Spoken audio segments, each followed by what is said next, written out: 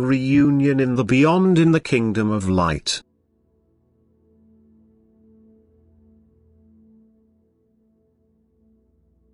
It is an incomparably happy moment when the soul passes away from earth and enters the kingdom of light. The spheres where impurity no longer exists, where the soul is embraced by a flow of joy-inducing light, where it is approached by exceedingly beautiful beings who show the soul an extent of love which almost overwhelms it.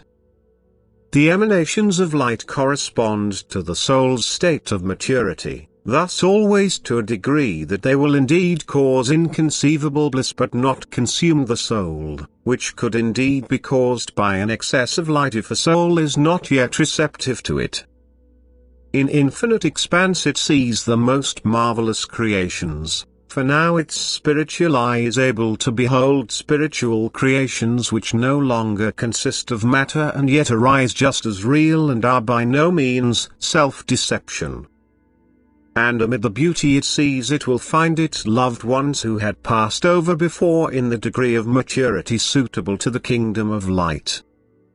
People cannot imagine the bliss of such reunion, yet in the spiritual kingdom the soul is able to take in profound impressions without fading away and can consciously experience the bliss it receives from God.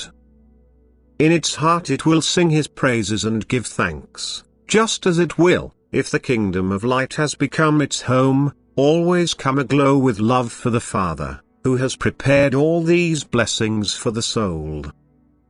Its cooperation with souls who have the same degree of maturity increases its strength and willingness to be active, and it applies this to far less mature souls to help them attain the same bliss.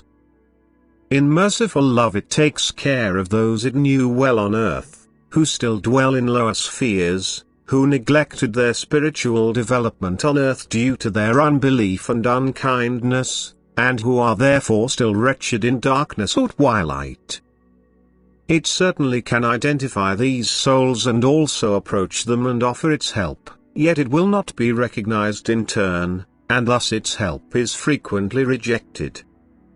Yet a light soul's love and patience will constantly approach these souls and sooner or later gain influence.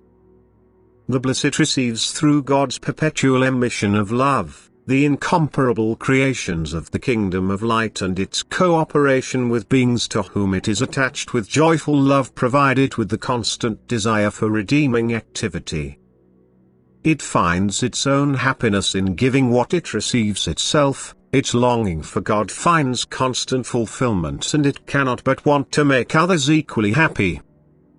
It is impossible to describe the splendors of the kingdom of light to people on earth, because only a fully matured soul can endure the abundance of light and therefore also understand the beatitude, which the as yet imperfect person does not appreciate.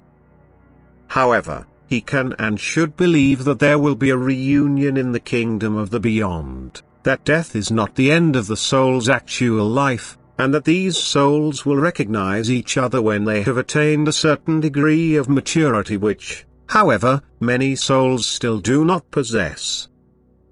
And therefore it can take a long time for many a soul until it will experience the happiness of a reunion with its loved ones. Yet the desire for this is frequently the reason to strive for ascent.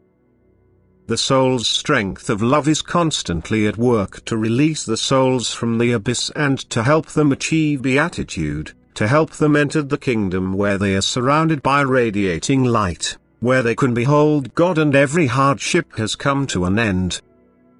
Amen.